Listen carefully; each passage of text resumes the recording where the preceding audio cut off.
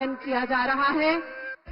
भारत जिनके दिल में बसता है और जो भारतीयों के दिलों पर राज करते हैं, हमारे प्रिय प्रधानमंत्री जो सतत कार्यरत हैं, सतत संकल्परत हैं, आपका हार्दिक स्वागत, हार्दिक हार्दिक स्वागत। चिमूर की इस क्रांति भूमि में हमारे प्रिय प्रधानमंत्री, हमारे प्रिय नेता, विश्व नेता, लोकप्रिय नेता माननीय श्रीमान नरेंद्र मोदी जी अपनी जनता का अभिवादन स्वीकार कर रहे हैं। वो जनता जिसकी प्रगति के लिए वे निरंतर कार्यरत रहते हैं। हर लाडली बहन को लखपति बनाने का जिन्होंने प्रण लिया है और हर हाथ को काम देने का जिन्होंने संकल्प लिया है।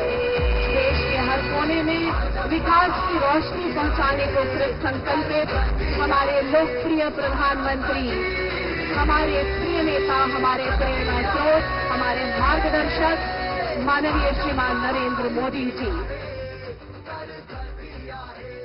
क्षेत्र की जनता की ओर से माननीय प्रधानमंत्री जी का इस मंच पर स्वागत और सम्मान करने के लिए निवेदन है। माननीय सांसद श्री प्रफुल्ल भाई पटेल और इस क्षेत्र के प्रतिनिधि श्री कीर्ति कुमार भागड़िया जी से कृपया हम सबके हृदय में बसी स्वागत भावनाएं माननीय प्रधानमंत्री जी को समर्पित करें। वो तेजस्वी नेतृत्व, वो ओजस्वी नेतृत्व जिस पर हम सबको गर्व है, जो हम सबके लिए प्रेरणा देते हैं, हमारे प्रिय प्रधानमंत्री जी, आपका बहुत बहुत स्वागत। आणि यानंतर मी आता कर्तबगार नेते, प्रगल्भ व्यक्तिमत्वाचे धनी माननीय खासदार प्रफुल्ल भाई पटेल यांना विनंती करते की त्यांनी स्वागतपर भाषण करावे।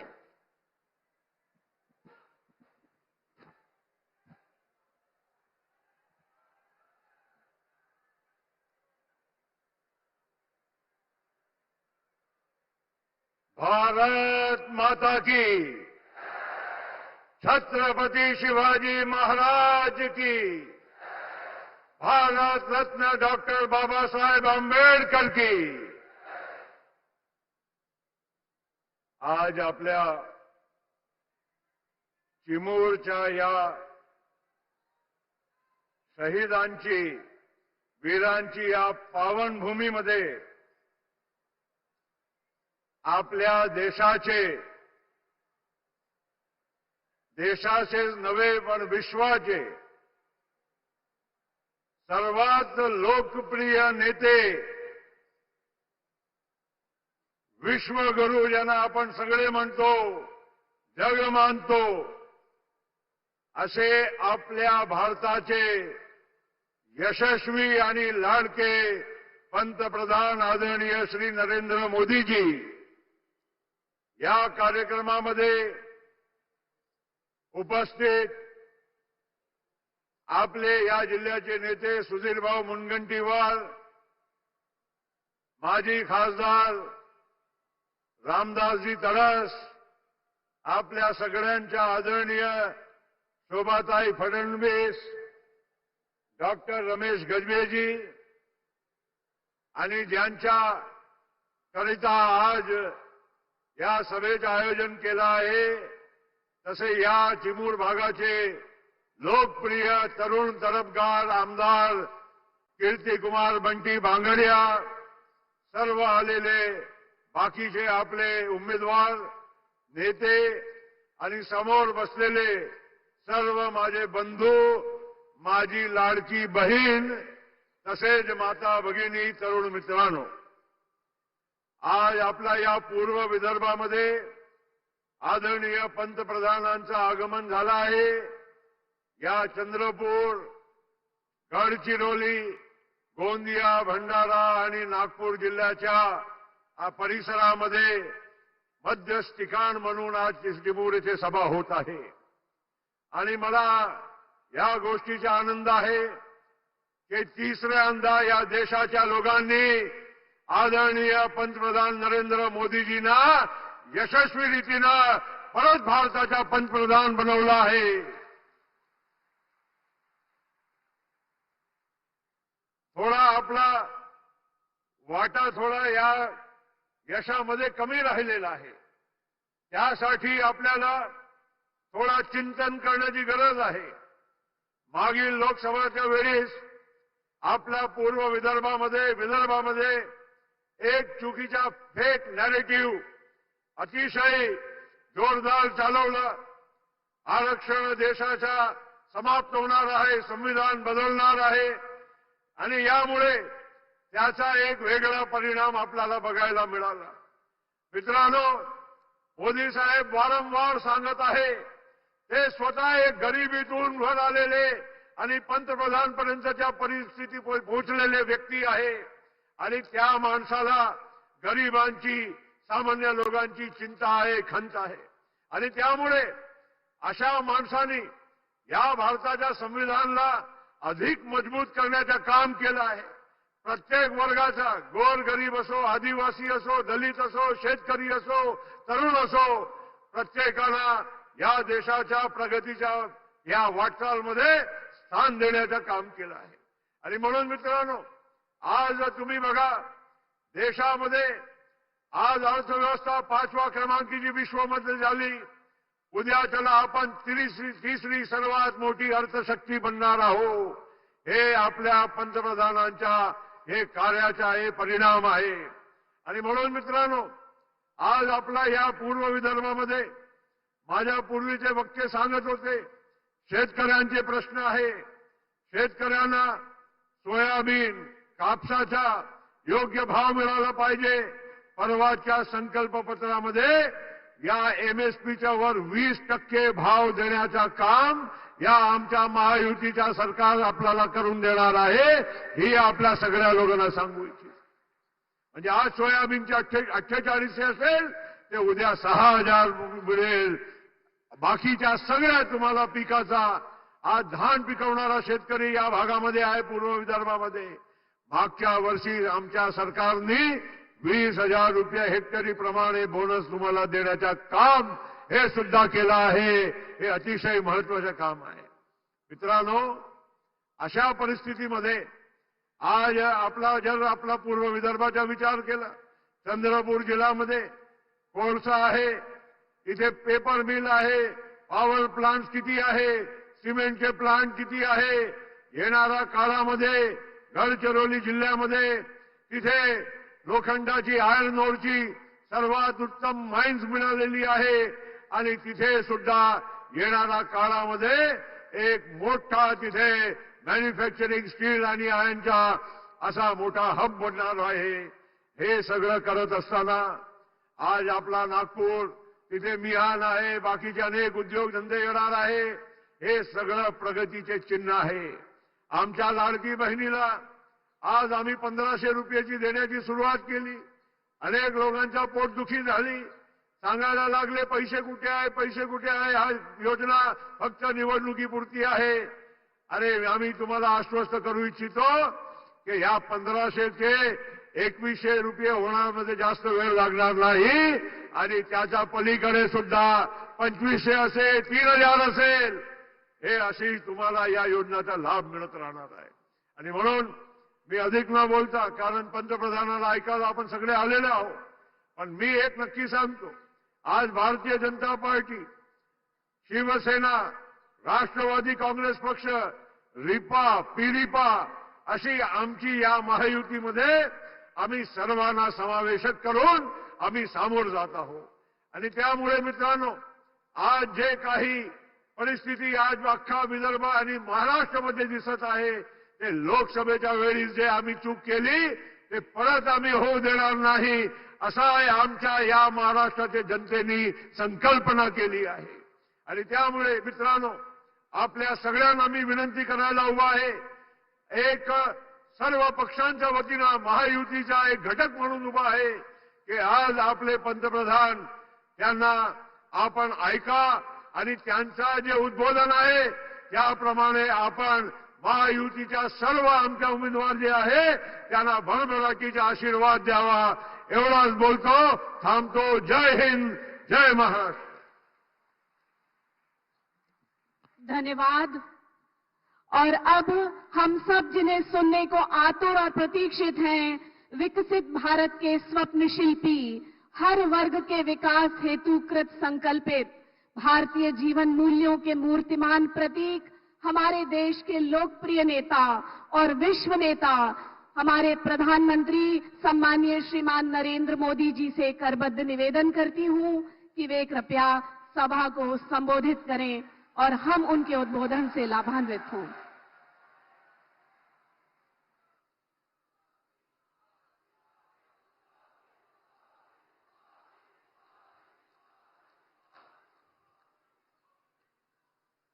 जय भवानी, जय भवानी, जय माता महाकाली, जय सेवालाल, जय बिरसा, आपल्या सर्वांना माझा नमस्कार।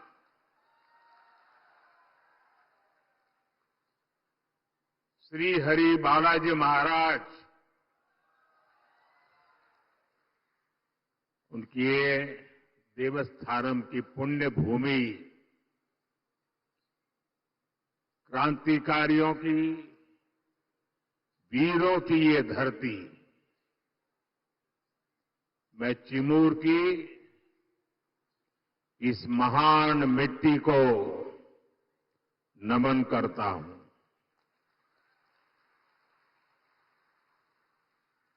इस भूमि के गोंड सरदार वीर बाबूराव पुल्लेसूर शेड़माके को मैं नमन करता हूं। साथियों, महाराष्ट्र में चुनाव के क्या नतीजे आने वाले हैं, ये आप लोगों ने आज ही दिखा दिया है।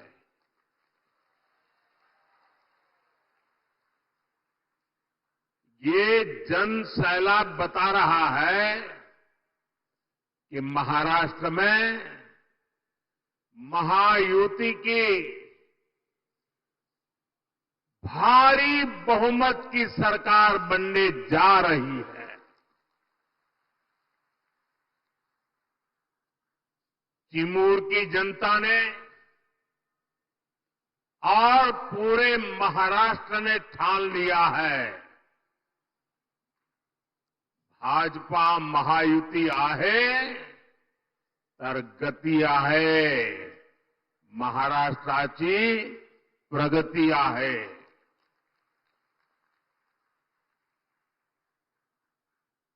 साथियों, मैंने सालों तक संगठन में कार्यकर्ता के रूप में काम किया है और इस प्रकार का कार्यक्रम ऑर्गेनाइज करने में लोहे के चने चबाने पड़ते हैं, इसका मुझे पूरा अंदाज है। और उसमें भी 12-1 बजे ऐसा कार्यक्रम करना, मैं गुजरात में तो नहीं कर सकता था। आपने क्या कमाल कर दिया है जी। जहां भी मेरी नजर पहुंच रही है, लोग ही लोग नजर आ रहे हैं और ऐसा लग रहा है जैसे केसरिया सागर लहरा रहा है।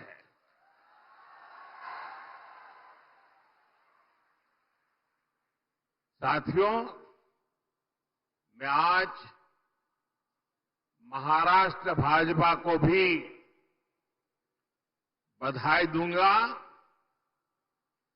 जिसने बहुत ही शानदार संकल्प पत्र जारी किया है। ये संकल्प पत्र में लाड़की बहनों के लिए, हमारे किसान भाई बहनों के लिए, देश की युवा शक्ति के लिए महाराष्ट्र के विकास के लिए एक से बढ़कर एक शानदार संकल्प लिए गए हैं। एआई यूनिवर्सिटी की बात हो, वाटर ग्रिड प्रोजेक्ट हो, हर घर से पाइप से पानी हो, देहात में पक्का घर हो, डिजिटल कनेक्टिविटी को बढ़ाना हो, इसमें महाराष्ट्र के भविष्य को उज्जवल बनाने के लिए बहुत सारी योजनाएं और संकल्प की प्रस्तुति है। मैं महाराष्ट्र के आप सभी लोगों को इस संकल्प पत्र के लिए बहुत बहुत बधाई देता हूं। ये संकल्प पत्र अगले 5 साल के लिए महाराष्ट्र के विकास की गारंटी बनेगा। साथियों, महायुति के साथ साथ केंद्र में एनडीए की सरकार यानी महाराष्ट्र में डबल इंजन की सरकार यानी विकास की डबल रफ्तार। महाराष्ट्र के लोगों ने पिछले 2.5 वर्षों में विकास की इस डबल रफ्तार को देखा है। आज महाराष्ट्र देश का वो राज्य है जहां सबसे ज्यादा विदेशी निवेश हो रहा है। फॉरेन डायरेक्ट इन्वेस्टमेंट, यहां नए एयरपोर्ट बन रहे हैं, नए एक्सप्रेस वेज बन रहे हैं। आज महाराष्ट्र में करीब 1 दर्जन वंदे भारत ट्रेनें चल रही है। राज्य के 100 से ज्यादा स्टेशनों का कायाकल्प किया जा रहा है। राज्य में कई रेल मार्गों का विस्तार हो रहा है। साथियों, महायुति की सरकार किस स्पीड से काम करती है और ये अगाड़ी वालों की जमात कैसे कामों को रोकते हैं, चंद्रपुर के लोगों से बेहतर ये बात और कौन जानेगा। यहां के लोग दशकों से रेल कनेक्टिविटी की मांग कर रहे थे, लेकिन कांग्रेस और अगाड़ी वालों ने कभी भी ये काम होने नहीं दिया। हमारी सरकार ने कांपा वरोरा रेलवे लाइन को मंजूरी दी, नागपुर से गढ़चिरौली रेलवे लाइन का काम भी अब बस पूरा होने की तैयारी में है। इससे किसको सुविधा मिलेगी? आपको ये सुविधा मिलेगी, आपका समय बचेगा, आपका पैसा बचेगा।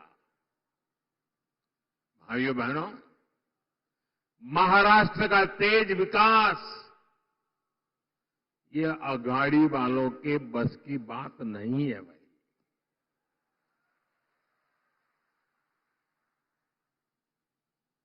अगाड़ी वालों ने केवल विकास पर ब्रेक लगाने में पीएचडी कर दी है। कामों को अटकाना, लटकाना और भटकाना, ये कांग्रेस वाले तो इसमें डबल पीएचडी है, एक्सपर्ट है।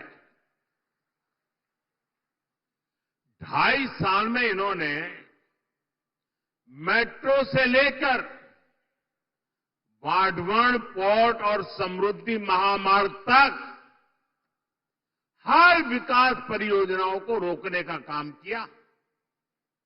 इसलिए याद रखिएगा, आघाड़ी यानी भ्रष्टाचार के सबसे बड़े खिलाड़ी।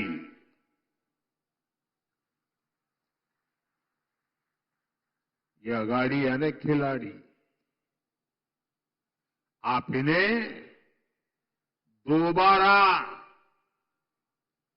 लूट का लाइसेंस मिलने देंगे क्या?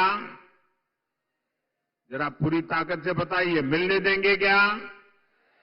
लूट करने देंगे क्या? खजाना भरने देंगे क्या?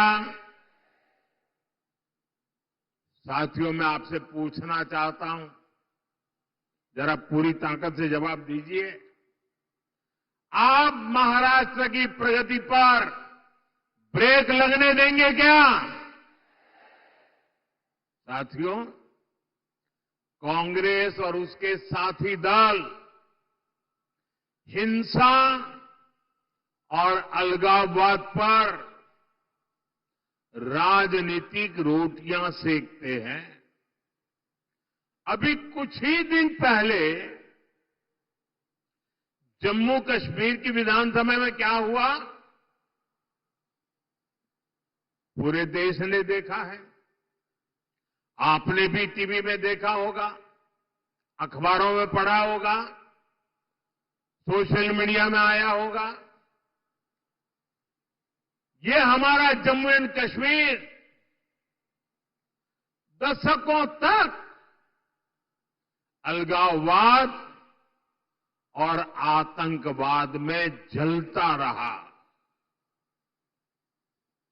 महाराष्ट्र के मेरे कितने ही वीर जवान मातृभूमि की रक्षा करते करते जम्मू कश्मीर की धरती पर शहीद हो गए। और ये हालत बनी कैसे? ये पाप पनपा कैसे? जिस कानून की आड़ में, जिस धारा की आड़ में ये सब हुआ,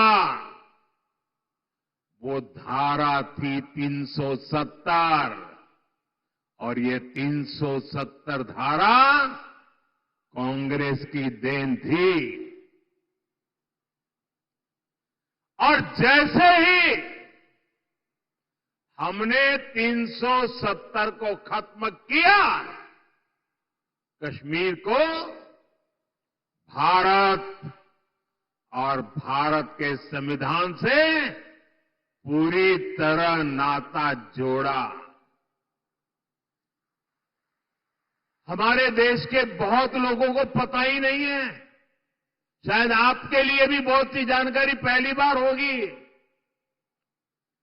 बाबा साहब आंबेडकर ने जो संविधान बनाया, जो संविधान पूरे देश ने स्वीकार किया, लागू किया, लेकिन आपको जानकर के दुख होगा, इस संविधान की माला जपने वाले लोगों ने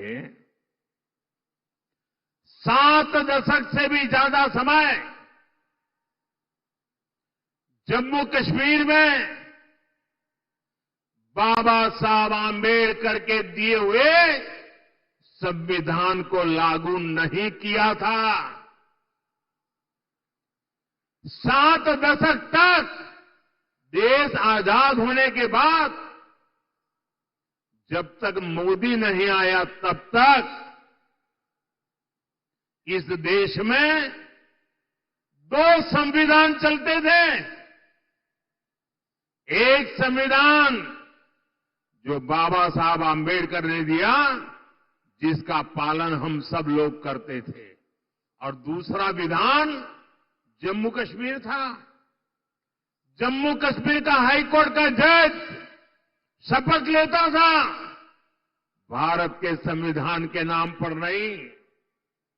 जम्मू कश्मीर का मुख्यमंत्री शपथ लेता था भारत के संविधान के नाम पर नहीं। कारण 370 की ऐसी दीवार थी जो बाबा साहब के संविधान को जम्मू कश्मीर में घुसने नहीं देती थी। ये मोदी को आपने आशीर्वाद दिया और 370 को हमेशा हमेशा के लिए हमने जमीन में गाड़ दिया। दोस्तों, लेकिन कांग्रेस वालों को, उनके साथियों को ये बात पच नहीं रही है और इसलिए कांग्रेस और उसके साथी कश्मीर में फिर से धारा 370 वापस लाकर के लागू करने का प्रस्ताव सदन में लाए हैं, सदन में पास करवा रहे हैं। जरा कांग्रेस वालों को पूछिए, उनके साथियों को पूछिए कि जो धारा 370 खत्म हो गई,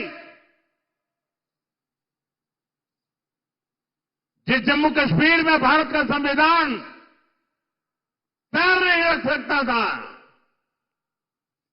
उस जम्मू कश्मीर में भारत का संविधान पहुंचा।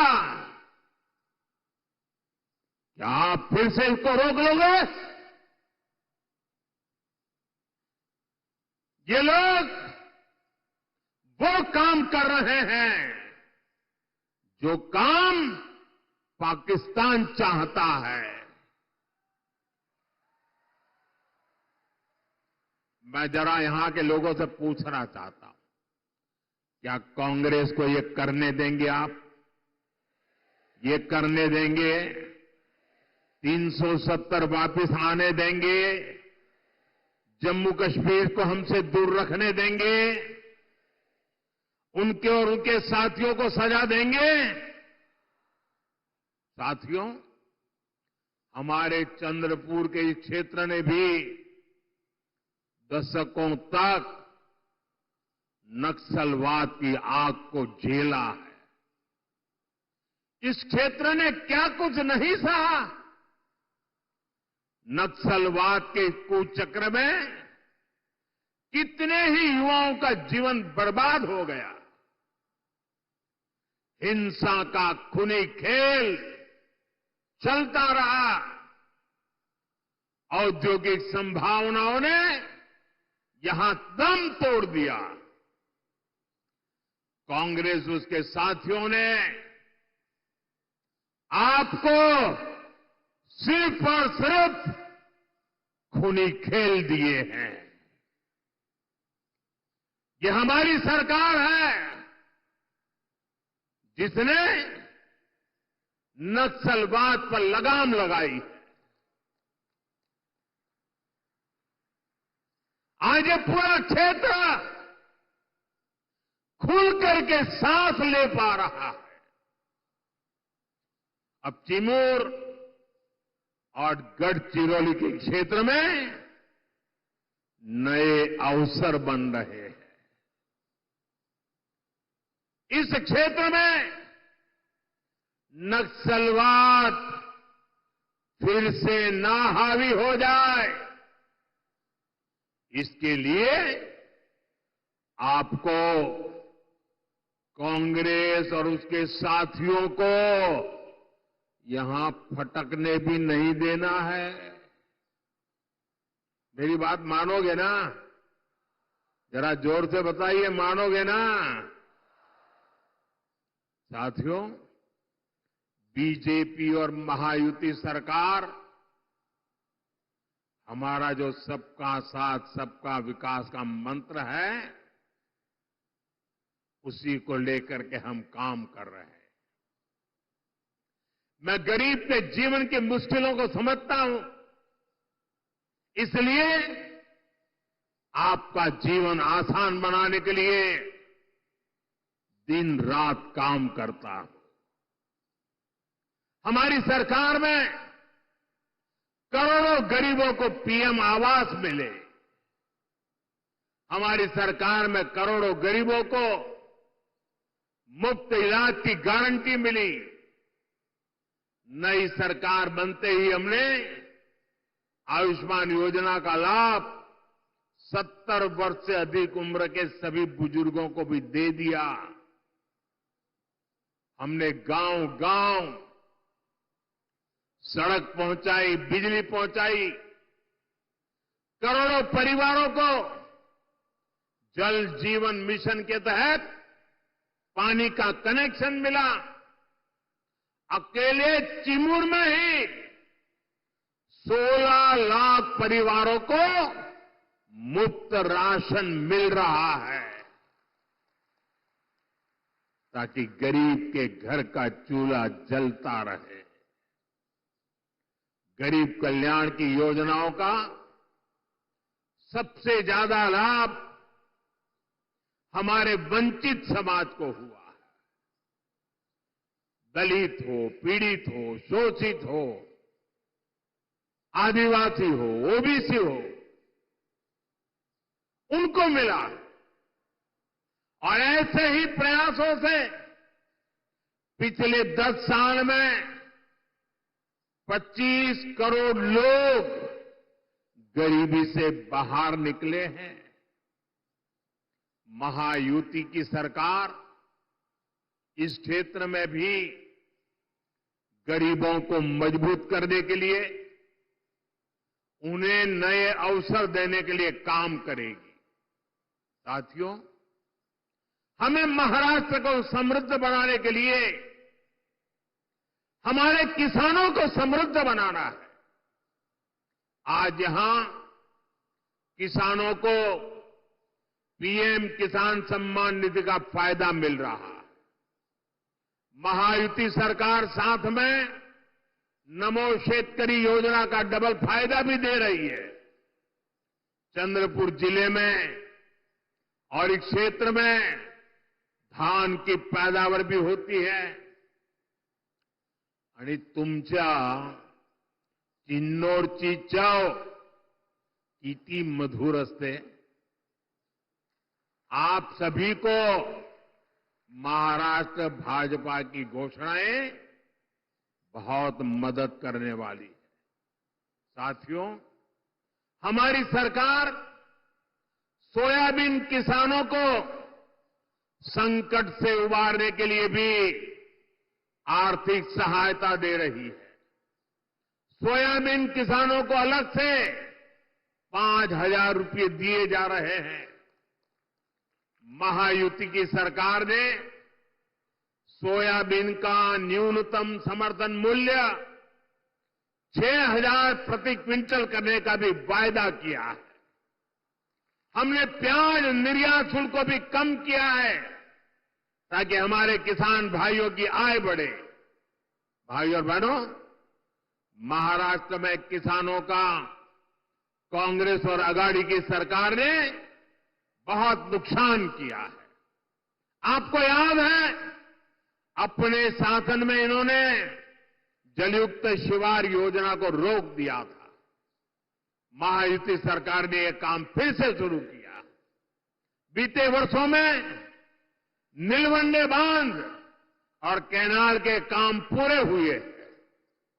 विशाल गोसीखुर्द प्रोजेक्ट भी अब पूरा होने जा रहा है। साथियों, चंद्रपुर के तो बैम्बू दुनिया भर में मशहूर है। ये हमारी सरकार है जिसने बैम्बू से जुड़े अंग्रेजों के जमाने के पुराने नियमों को बदला, कानूनों को बदला, जिसके लिए आपके लिए बैम्बू की खेती आसान हो जाए। गढ़चिरौली और चंद्रपुर में बांस शिल्पकारों की स्किल ट्रेनिंग पर भी हमारी सरकार जोर दे रही है। साथियों, मैं आपको कांग्रेस और उसके साथियों की एक बड़ी साजिश से भी सावधान कर रहा हूं। हमारे देश में आदिवासी समाज की जनसंख्या करीब करीब 10% के आसपास है। कांग्रेस आप आदिवासी समाज को जातियों में बांटकर टुकड़े टुकड़े करके कमजोर करना चाहती है। यहां चिमूर चंद्रपुर में भी बड़ी संख्या में मेरे आदिवासी भाई बहन रहते हैं। कांग्रेस चाहती है कि हमारे आदिवासी भाई एसटी के रूप में उनकी पहचान खो दें, आदिवासी के रूप में उनकी पहचान खो दें, उनकी ताकत से उनकी जो पहचान बनी है वो बिखर जाए। सारे आदिवासी समाज की छोटी छोटी जातियां अपने आप को एसटी के नाते भूल जाए, आदिवासी के नाते भूल जाए, सिर्फ जाति के रूप में याद रखें और आपस में लड़ें, आपकी एकता टूट जाए। ये कांग्रेस का खतरनाक खेल है।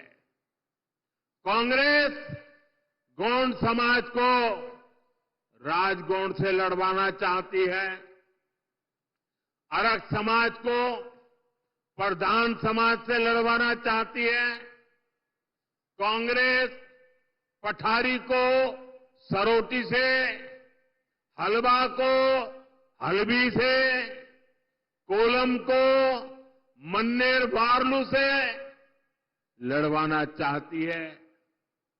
आदिवासी समाज जातियों में बटेगा तो उसकी पहचान खत्म हो जाएगी, उसकी ताकत खत्म हो जाएगी।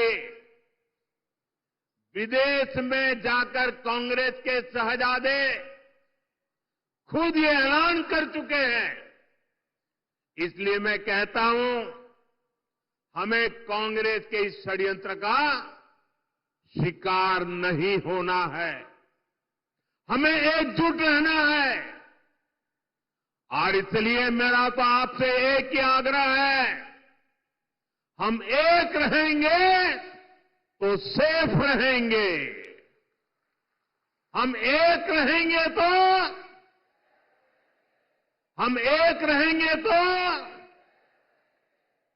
और साथियों, आप जानते हैं, अगर आप एक नहीं रहे, आपकी एकजुटता टूटी, तो सबसे पहले क्या होगा? कांग्रेस आपका आरक्षण छीन लेगी। कांग्रेस के शाही परिवार के हमेशा से ये मानसिकता रही है, कोई देश पर राज करने के लिए पैदा हुआ है। आजादी के बाद इसलिए ही कांग्रेस ने दलितों, पिछड़ों और आदिवासियों को कभी आगे नहीं बढ़ने दिया और आरक्षण से दलितों, पिछड़ों और आदिवासियों को आगे बढ़ाने का मौका मिलता है। इसलिए ही कांग्रेस आरक्षण से चिढ़ती है। 80 के दशक में तो कांग्रेस ने, जब राजीव गांधी नेतृत्व करते थे, चुनाव का समय, चुनाव चल रहे थे और उनकी हिम्मत देखिए, बाकायदा उन्होंने अखबारों में एडवर्टाइजमेंट दी थी, पोस्टर जारी किए थे और दलितों, पिछड़ों और आदिवासियों को मिलने वाले विशेष अधिकार पर सवाल उठा दिया था। अगर आप सोशल मीडिया खोजोगे तो ये सब मिलेगा। और मैं तो यहां के पत्रकारों से आग्रह करता हूं कि जरा 84 की एडवर्टाइजमेंट खोल करके निकाल के दिखाइए इन लोगों को, कैसा पाप किया इन लोगों ने। कांग्रेस तब दबंगों की भाषा बोल रही थी। कांग्रेस ने तो तब भी एक तरह से कह दिया था कि आरक्षण की कोई जरूरत नहीं है, ऐसा कांग्रेस वाले बोलने की हिम्मत करते थे। आज भी कांग्रेस दबंगों की भाषा बोल रही है कि दलितों, पिछड़ों, आदिवासियों का आरक्षण खत्म कर देंगे। इसलिए आपको कांग्रेस और उसके साथियों से सतर्क रहना है। साथियों, हमें चंद्रपुर और महाराष्ट्र के विकास अभियान को और तेजी से आगे बढ़ाने की जरूरत है।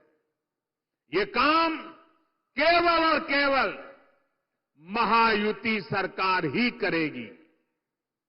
मेरी अपील है, आप महायुति के उम्मीदवारों को भारी बहुमत से जिताइए। और साथियों, इतना बड़ा जनसैलाब इस बात की गारंटी बन जाता है कि यहां सबकी सब सीटें आप जिताने वाले हो। आप सभी इतनी बड़ी तादाद में हम सबको आशीर्वाद देने के लिए आए। मैं फिर से एक बार आप सभी का हृदय से बहुत बहुत धन्यवाद करता हूं। पूरी ताकत से मेरे साथ बोलिए, भारत माता की। दोनों हाथ ऊपर करके पूरी ताकत से बोलिए, भारत माता की, भारत माता की, भारत माता की, भारत माता की। बहुत बहुत धन्यवाद।